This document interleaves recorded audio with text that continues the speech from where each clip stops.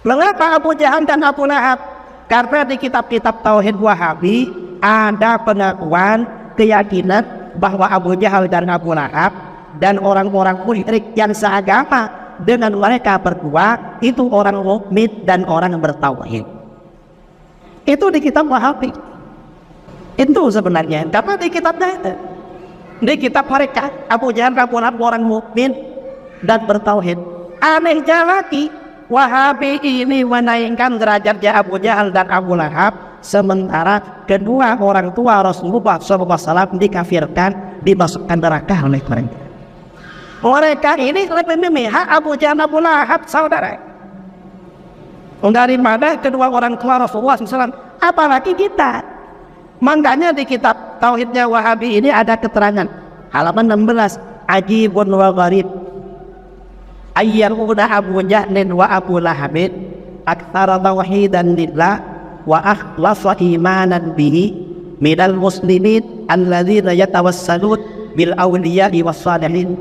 Sungguh aneh dan mengherankan, ternyata Abu Jahal dan Abu Lahab lebih mantap tauhidnya, lebih bersih imannya daripada umat Islam yang bertawassul. Assalamualaikum warahmatullahi wabarakatuh. Itulah tadi pernyataan dari Kiai Haji Idrus Lamli. Dan untuk menjawab semua pernyataan-pernyataan beliau, mari kita simak video berikut ini. Selamat menyaksikan.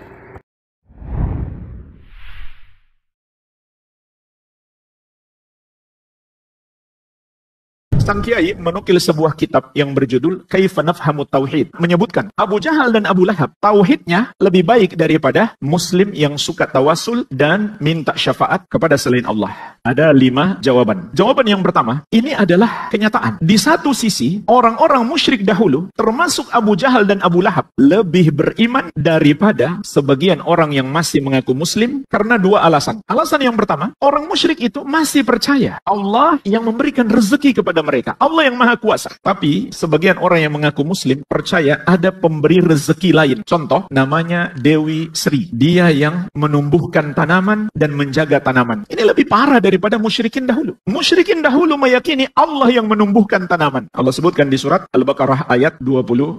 Wa anzala minas sama'i ma'an fa akhraja bihi minas samarati rizqan lakum fala taj'alu lillahi andada wa antum ta'lamun. Allah yang menurunkan hujan kepada kalian dari langit. Lalu dengan hujan itu Allah tumbuhkan berbagai macam tanaman sebagai rezeki bagi kalian. Maka janganlah kalian menjadikan untuk Allah tandingan-tandingan dalam sesembahan. Padahal kalian mengetahui. Mengetahui apa? Mengetahui Allah yang turunkan hujan, Allah yang tumbuhkan tanaman. Bandingkan dengan sebagian orang yang mengaku muslim hari ini, yang masih percaya kepada Dewi Sri. Dan juga Sang Kiai menukil sebuah kitab yang berjudul Kaifa Nafhamu Tauhid. Ditulis oleh seorang penuntut ilmu. Anda juga baru baca namanya, baru tahu setelah disebutkan oleh Kiai tersebut. Di halaman 12, memang beliau menyebutkan Abu Jahal dan Abu Lahab tauhidnya lebih baik daripada muslim yang suka tawasul dan minta syafaat kepada selain Allah. Dan beliau sebutkan di situ contoh di halaman 18-nya. Ketika beliau naik kapal, tiba-tiba terkena badai di laut. Maka ada sekelompok orang menyuruh penumpang untuk berdoa kepada seorang wali yang namanya Ibnu Isa. Maka mereka mulai berdoa, Ya Ibnu Isa, Ya Ibnu Isa, wahai Ibnu Isa, wahai Ibnu Isa, selamatkan kami. Bandingkan jemaah sekalian dengan orang musyrik dahulu. Allah sebutkan di surat Al-Ankabut ayat ke-65. Fa idza raqibu fil fulki da'allaha mukhlishina lahuddin. Ketika mereka naik kapal, mereka berdoa kepada Allah dengan memurnikan ibadah hanya untuk Allah. Mereka lupakan semua berhala-berhala mereka. Ini menunjukkan orang musyrik dahulu dalam hal ini lebih baik daripada mereka yang masih mengaku muslim, yang masih mengucapkan syahadat. Ketika ditimpa musibah, mereka masih berbuat syirik. Nah, ini alasan yang kedua. Fakta yang kedua, ketika ditimpa bencana, bukannya bertobat, malah tambah berbuat syirik. Bandingkan dengan orang musyrik dahulu. Sebab jemaah sekalian, yang mereka sebut tawasul itu ada 2. Yang pertama, berdoa kepada para wali agar doanya diteruskan kepada Allah. Yang kedua, berdoa kepada para wali karena yakin wali itulah yang mengabulkan. Maka tawasul yang pertama itu mirip seperti musyrik jahiliyah. Mereka berkata, "Ma na'buduhum illa liyuqarribuna ilallahi zulfa." Tidaklah kami menyembah mereka kecuali agar kami didekatkan kepada Allah sedekat-dekatnya. Tapi ketika mereka berdoa kepada para wali dengan keyakinan wali itulah yang menyelamatkan, ini lebih parah daripada musyrikin jahiliyah. Dan ini yang dimaksud oleh penulis. Jawaban yang kedua, yang mengatakan mereka masih punya keimanan, itu adalah Allah sendiri. Dalam surat Yusuf ayat 106, Allah Subhanahu wa taala berfirman, "Wa ma yu'minu aktsaruhum billahi illa wa hum musyrikun." Dan tidaklah kebanyakan mereka beriman kepada Allah kecuali mereka juga berbuat syirik. Jadi, Allah yang mengatakan mereka masih punya keimanan, bukan kesimpulan ulama. Oleh karena itu, At-Tabari rahimahullah menyebutkan dalam tafsir beliau, Ibnu Abbas radhiyallahu anhuma berkata tentang surat Yusuf ayat 106, "Min imanihim," di antara keimanan mereka, "idza qila lahum," apabila dikatakan kepada mereka, "Man khalaqas sama," siapakah yang menciptakan langit, "wa man khalaqal arda," dan siapakah yang menciptakan bumi, "wa man khalaqal jibal," dan siapakah yang menciptakan gunung-gunung, qalu, niscaya mereka akan menjawab, Allah. Wa hum musyrikun, namun mereka mempersekutukan Allah, yaitu dalam ibadah. Sebagaimana kata Ikrimah, wa hum ya'buduna ghairahu, mereka menyembah kepada selain Allah. Jadi, di framing seakan-akan ulama ahli sunnah mengatakan orang-orang musyrik dahulu beriman secara mutlak, padahal tidak. Yang dimaksud adalah mereka beriman di satu sisi dan berbuat syirik di sisi yang lain. Untuk menjelaskan bahwa jika iman kita sebatas iman kepada Allah sebagai Rabb, kita masih sama dengan orang-orang musyrik. Maka iman kita harus berbeda dengan mereka, yaitu kita juga beriman hanya Allah yang berhak disembah. Jawaban yang ketiga, ini juga pemahaman ulama ahli tafsir. Ibnu Katsir rahimahullah, ketika beliau menafsirkan surat Az-Zukhruf ayat 87, Allah Subhanahu wa taala berfirman, "Wala in sa'altahum man khalaqahum la yaqulunallah." Kalau kamu tanya kepada mereka, siapa yang menciptakan mereka? Niscaya mereka akan menjawab Allah. Dan ayat-ayat yang semisal. Maka beliau berkata, "Ayhum mu'tarifuna bi annahu al-fa'il li jami'i dzalika wahdahu la syarikalah." Maksudnya adalah mereka mengakui, mengimani bahwa yang melakukan semua itu adalah Allah yang satu saja, tidak ada sekutu baginya. Yang mencipta, yang menurunkan hujan dari langit, yang menumbuhkan tanaman, yang memberi rezeki. Kata Ibnu Katsir rahimahullah, mereka meyakini yang melakukan semua itu hanya Allah yang satu saja, tidak ada sekutu baginya. Ini perlu kita sampaikan karena sebagian orang mulai memframing. Ini pemahaman baru. Tadi saya sudah sebutkan apa kata Ibnu Abbas, begitu pula apa kata Ikrimah, sekarang kata Ibnu Katsir. Dan Ibnu Katsir tidak ada seorang pun dari mereka yang mencela beliau. Ulama ahli tafsir yang bermadhab Syafi'i. Kemudian lanjutan ucapan beliau, "Tummahum ya'buduna ma'ahu ghairahu mimma ya'tarifuna annahu la yakhluq wa la yarzuq." Tapi kemudian mereka menyembah bersama dengan Allah kepada selain Allah. Yang mereka yakini, yang mereka sembah itu nggak bisa mencipta, nggak bisa pula memberikan rezeki. Mereka yakin yang bisa mencipta dan bisa memberi rezeki hanya Allah yang satu saja. Maka Ibnu Katsir rahimahullah menegaskan, "Wa inna ma yastahiqqu ayyufrada bil ibadah man huwal mutafarridu bil khalqi war rizqi." Sesungguhnya hanyalah yang pantas disembah adalah Dia yang esa dalam mencipta dan memberikan rezeki. Jawaban yang keempat, kita katakan kepada mereka, jangan mempertentangkan dalil. Kenapa mereka menolak bahwa orang kafir di masa dahulu punya keimanan terhadap rububiyah? Karena ada beberapa ayat, di antaranya surat Yasin ayat 78. Allah Subhanahu wa taala berfirman, "Wa daraba lana mathalan wa nasiya khalqah." Orang musyrik, yaitu tentang seorang musyrik di masa Nabi sallallahu alaihi wasallam, membuat perumpamaan bagi kami dan dia lupa dengan penciptaannya. Qala, perumpamaan yang dia buat, dia berkata, "Man yuhyil idhama wa hiya ramim." Siapakah yang dapat menghidupkan tulang belulang ini setelah hancur berkeping-keping? Berarti ini adalah dalil yang menunjukkan orang-orang musyrik jahiliyah tidak beriman Allah mampu menciptakan mereka setelah mati. Betul, itu diantara pengingkaran mereka terhadap rububiyah Allah. Oleh karena itu jemaah sekalian, ini tidak bertentangan. Allah mengabarkan mereka beriman di satu sisi, tidak menafikan mereka masih punya banyak kesyirikan yang lain. Ini tidak bertentangan. Itulah sebabnya para ulama ahli sunnah menjelaskan, dan ini sekaligus jawaban yang kelima. Jadi jawaban yang keempat tadi kita katakan, jangan mempertentangkan ayat. Ayat nggak mungkin bertentangan. Pemahaman kita yang salah. Jawaban yang kelima, ulama ahli sunnah ketika mengatakan orang-orang musyrik dahulu masih punya keimanan kepada rububiyah, itu bukan berarti menyamakan secara 100% antara keimanan mereka kepada rububiyah dan keimanan orang-orang muslim kepada rububiyah. Bukan maksudnya menyamakan 100%. Faktanya jemaah sekalian, dalam buku-buku tauhid yang disusun para ulama ahli sunnah menyebutkan dua perbedaan antara keimanan orang-orang musyrik terhadap rububiyah dan keimanannya umat Islam. Perbedaan yang pertama, keyakinan mereka terhadap rububiyah hanyalah secara global, sedangkan keyakinan umat Islam secara terperinci. Jadi tidak bertentangan antara ayat, cuma penjelasan secara global dan penjelasan secara terperinci. Secara global mereka masih meyakini Allah itu maha kuasa, yang maha memberikan rezeki, yang menciptakan segala sesuatu. Tapi kalau diperinci, ada bagian yang mereka tidak yakini. Di antaranya, mereka tidak meyakini Allah mampu menghidupkan orang yang sudah mati dan sudah menjadi tulang belulang. Adapun umat Islam yakin mungkin. Allah maha mampu melakukan itu, bahkan secara akal sehat. Itu lebih mudah menciptakan sesuatu yang tadinya sudah pernah ada, dibanding menciptakan sesuatu yang tadinya belum ada. Inilah makna ayat. Wa daraba lana mathalan wa nasiya khalqah. Orang musyrik itu membuat perumpamaan kepada kami untuk menolak Allah maha mampu menciptakan manusia setelah mati, dan dia lupa dengan penciptaannya. Maksudnya, dia kan dulunya nggak ada, tapi Allah mampu mengadakannya. Maka, mengadakan sesuatu yang dulu pernah ada, itu seharusnya lebih mudah. Perbedaan yang kedua, keyakinan orang musyrik dahulu terhadap rububiyah masih cacat dengan berbagai macam keyakinan yang batil. Sedangkan keyakinan umat Islam terhadap rububiyah itu bersih dari penyimpangan-penyimpangan. Contoh, mereka meskipun meyakini Allah yang menurunkan hujan, tapi mereka juga meyakini bintang-bintang adalah sebab turunnya hujan. Dan ini termasuk syirik yang Allah sebutkan di surat Al-Waqiah ayat ke-82. Wa taj'aluna rizqakum annakum tukadzibun. Kalian membalas rezeki hujan yang Allah berikan kepada kalian dengan mendustakan Allah, yaitu mereka mengatakan mutirna binau'i kadza wa kadza. Kami diberi hujan dengan sebab bintang ini dan bintang itu. Padahal Allah tidak menetapkan bintang-bintang itu sebagai sebab turunnya hujan. Berarti keimanan mereka kepada rububiyah tercampur dengan keyakinan-keyakinan yang batil.